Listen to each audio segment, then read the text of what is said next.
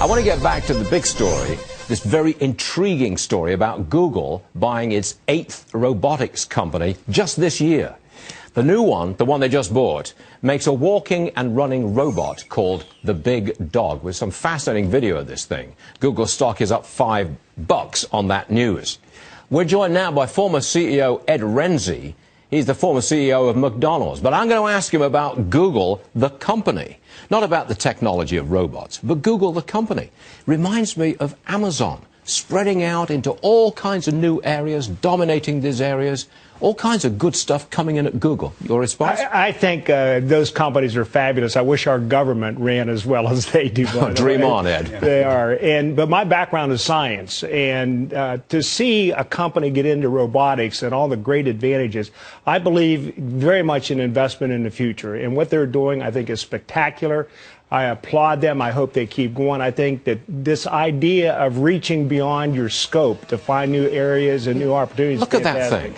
That's the Big Dog. I mean, look at that thing. Having been on the Board of Governors, the American Red Cross, when you start thinking about these applications in disaster relief, it's unbelievable. To keep people out of harm's way is special. My first reaction was, well, this is defense-oriented. These are the soldiers of the future going out there and no loss of human life. But look at it going down steps.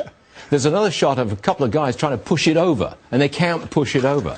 And there's another shot, I think we'll get to it eventually, of the fastest robot around that goes at 29 miles an hour running. You like all this? Oh, I do. I think that I wish our government would spend more money in future investment. We have to invest in future.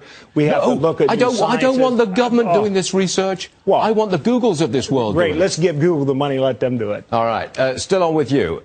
You've said as many as 20 or 15 to 20% of small businesses will go out fairly soon because of ObamaCare. Are you sticking with that number? Absolutely. I think by the end of next year, we're going to see a real crisis in small business because they just can't afford what's happening.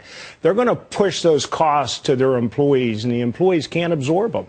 X is going to cross Y, and the guy is going to say, I'm working for the government, I'm working for the unions, I'm getting out of the business, I'm done. Well, you had this poll earlier this morning. Half the people expect to be paying a lot more. 69% think they're going to be paying a whole lot more for deductibles and all the rest of it. That's what pushes small business out of business. You stick with that number. Absolutely. And I'll tell you something else I've seen. A lot of people aren't even trying to access insurance because they can't get through, and they've given up. They've said to hell with it.